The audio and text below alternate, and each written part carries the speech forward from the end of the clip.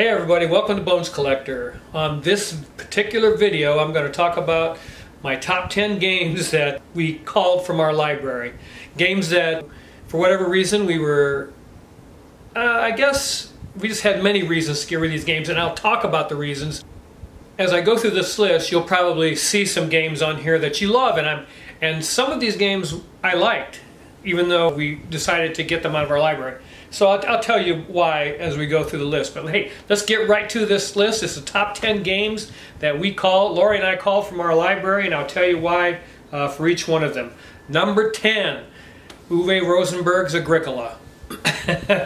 I know that that's a well-loved game, and for good reason.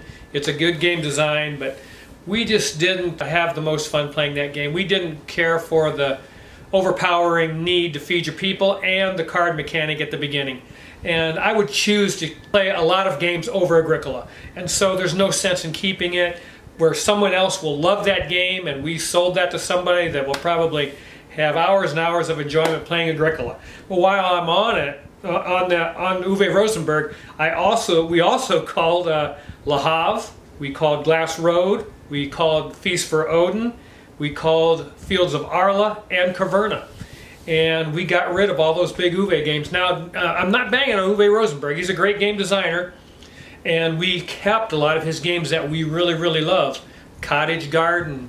Again, we're casual gamers, so Cottage Garden fits our gaming style. Our Agricola, of course, is Agricola Animals Great, Big and Small. All creatures big. All creatures big and small. That's it. We really love. That's our Agricola. We love playing that. It took the cards out of the game and it kept the animals and the little pens and stuff that we like to do in Agricola.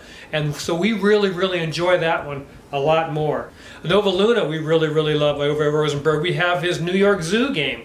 So these are lighter games. But I kept Mercator. We kept Mercator, we kept Newsfjord, and we love Gates of Loyang. So we do have our games by Uwe that we really, really like. But these big, huge games of his, just for us, didn't hit a home run. And there's so many great games that we just don't need to keep games that we're not in love with. And so we got rid of those. Caverna now is a different story. We did love playing Caverna, but it had components in the box for 7 players. Never going to happen at my house.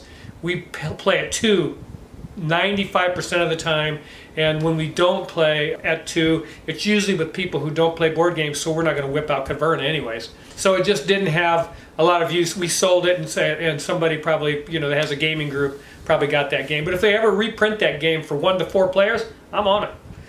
All right, that was number 10, Agricola and Company. Number 9, Vinos Deluxe. That's a Vita Lacerda game. Those of you that are familiar with Vita Lacerda, heavy Euro games. And we do have some in our library. We have CO2 Second Chance. We have Kanban and Kanban EV. Those are our 3 favorites by Vita Lacerda. So we decided to call Vinos Deluxe, and while I'm at it, we called the Gallerist, and that's my number 8 game.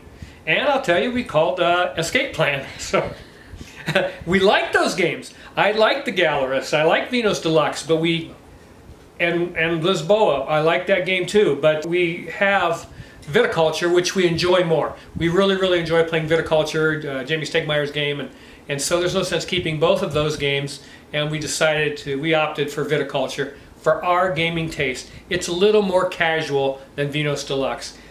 We liked Vinos Deluxe and played it several times, and just decided that was a little bit heavier than we want to see. And the boxes are huge also. So that had come into play a lot with our decision making. I don't have a lot of space for games, and I want to keep quite a few games. So if they have great big boxes, that's a mark against them for us, for Lori and I. So far we've got Agricola at number 10, Vinos Deluxe number 9, and number 8 I had the Gallerist and Escape Plan. Number 7, Gloomhaven. We had Gloomhaven, we kickstarted that game, had it sent to our house, and I got it out, and it sat on our table for 6 weeks, I betcha. And we played 6 of the scenarios, and for us, that game, we just didn't have any fun playing that. I don't know, I mean, every scenario seemed the same. It was kill everything, and so it was kind of monotonous in that regard. And for us, we don't like games that are story driven, I guess. We like board games where you set them up and you move around with a bunch of pieces and in an hour you're done. And Gloomhaven isn't that type of game.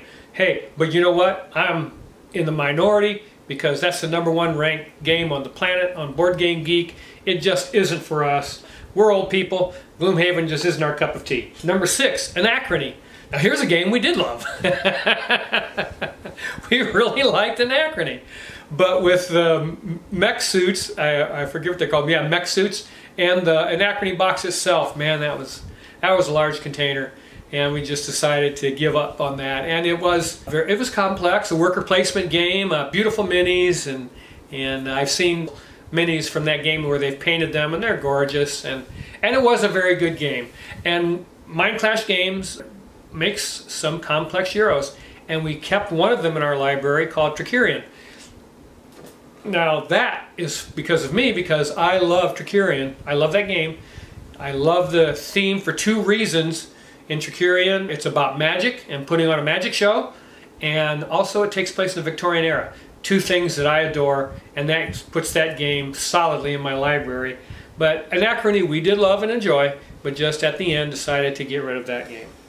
So, the number 5 game, Claustrophobia. Claustrophobia, I had to seek that out because I wanted to play it. And it has great mechanics in that game. We really liked it. When we got done playing it, we were like, man, that game is really good. It's a great game design. The only problem we had with it was the theme of the game was so depressing. You were 2 factions. There were the monsters and demons, and then the murderers and killers and criminals. So I didn't care which one of them died in the dungeon. It was hard to invest yourself in either faction because they're both terrible people. You know, they're both, you know, whatever. They're both evil. So if they would reskin that game with something that I could get behind and get invested in and have fun with, you know, good versus evil, that I think I would pick that back up because again, it had some great mechanics and we really enjoyed. I think it had painted minis in it, and it was a pretty nice production, but just not for us. And that's Claustrophobia. Number 4, Champions of Midgard. We played Champions of Midgard quite a few times, and we did have fun playing it, but again, it's a fantasy style game which doesn't appeal to us to begin with. But that one was a little more fun than most for us. It's a little lighter, I guess, is why it was more fun for us.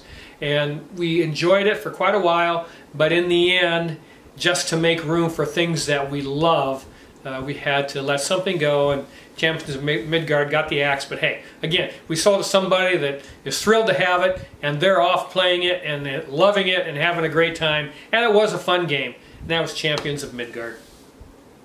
Number 3, Mechs vs. Minions. And that was a great big box also. And we loved Mechs vs. Minions. We really enjoyed it. It's a programming game if you've never played it. And we really liked it. It had painted minis. It was gorgeous. And again, just had to get rid of it. It was a large box. And that's just a mark. Again, we live in a retirement community. I think my house here is 850 square feet, something like that.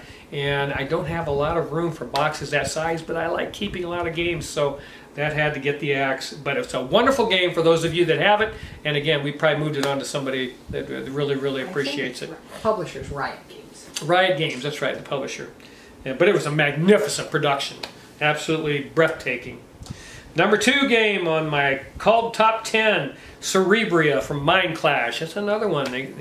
It's going to get the axe. And I'm going to be very honest and transparent with you here. We kickstarted Cerebria from Mind Clash Games. I watched playthroughs, read the rule book 3 times. Lori read the rule book. We couldn't figure that game out. I have no idea what was going on in it. And once I started to maybe understand it, I don't know if I would have liked it. It's an area control game. Takes place in some abstract universe in your head. So I don't know. Everything coupled together just really didn't push me to want to learn to play that game. And before we even figured it out and played it, we boxed it up. I sold it to some guy that was excited to get it. He even thanked me. It was a Kickstarter. It was the deluxe edition with all the painted minis and everything. Painted minis, and it was a beautiful production. And again, we moved it on to somebody that's going to really enjoy it. My number 1 called game out of our library is Dwellings of Eldervale. Now, we kickstarted that game, And I came home from work, and she had texted me, "Hey, Dwellings is here." And I walked in the front door and looked at the dining room table, and the box was as big as the dining room table. And I laughed because I knew it wasn't long for our house. But I wanted to play it, and it looked interesting, and guess what? It was. It was very interesting. It was a lot of fun. It's in my top 10 for 2020, and we had a good time with it, but just couldn't, in the end, justify keeping that game because of the size of the box. It was enormous. A massive board game production, and you know, I just don't know how many times it would have seen the table. If maybe they'll ever release a regular sized box like this of Dwellings of Eldervale and make that happen, you know, maybe that's something that I can take a look at then. But yeah, that's it. I didn't want to keep you all night. I wanted to go through the top 10 games that we've called from our gaming library. Yeah, those are games that we decided to move on to somebody that appreciates them more. We loved our time with them, but we have other games that we would like to play more and see the table more, and so you have to pick and choose those things, folks. So sometimes it hurts. Sometimes it hurts a lot. We had to get rid of a couple we really liked, but that's just the way it is in life, isn't it? You can't have everything. You can't have your cake and eat it too all the time. But yeah, that's it. That's a quick video on the top 10 games that Lori and I have called from our library. I love every one of you. Make sure you keep on board gaming. It's the best hobby on the planet. Please like and subscribe, and have a great day. And I'll see you next time on Bones Collector. Bye-bye.